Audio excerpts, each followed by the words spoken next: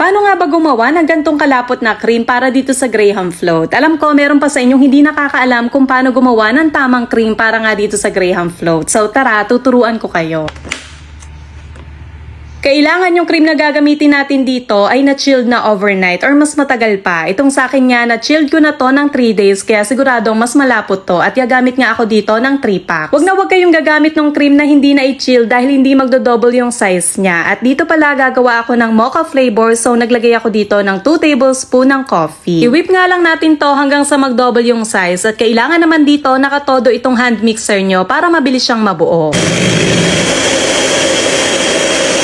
Kapag naman nag-double na yung size, pwede nyo na yun patayin. Dito pa nga lang, amoy mocha na at lasang mocha na din. Kaso wala pa siyang tamis, so maglalagay tayo ngayon ng condensed milk. Maglalagay din ako dito ng Oreo, pero ito ay optional lang. Gusto ko lang kasi dito yung medyo may pait-pait siya. Kapag naman nailagay nyo na yung dalawa na yan, huwag nyong masyadong hahaluin. Cut and fold lang para hindi bumagsak yung ginawa nating cream. After nyo namang mahalo yan, pwede nyo muna tong ilagay sa freezer para medyo mabuo pa siya. Kung ipang-nenegosyo nyo naman to, mas maganda kung ilalagay nyo to sa magandang lalagyan katulad nito. Nabili ko lang to sa Shopee at maganda nga siyang paglagyan ng cake at mga dessert ganyan. Dahil nga mocha flavor yung gagawin natin, kaya gagamit ako nitong cupcake na mocha. Hatiin lang natin to sa gitna at i-flat natin dito sa paglalagyan. Pag-check ko nga sa pantry namin, ubos na pala yung mocha. Ito na nga lang yung natira, itong choco. So ito na lang yung ilalagay ko kaysa bumili pa ako sa labas.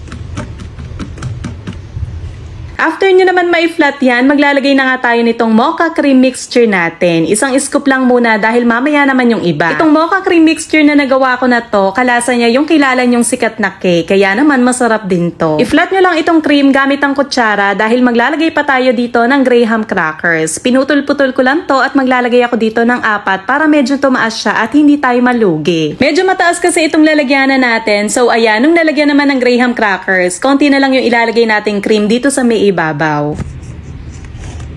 Ilagay na ulit natin yung natirang mocha mixture kanina. Habang gumagawa pala ako ng graham crackers, nilagay ko to sa freezer kaya ayan, medyo nabuo siya.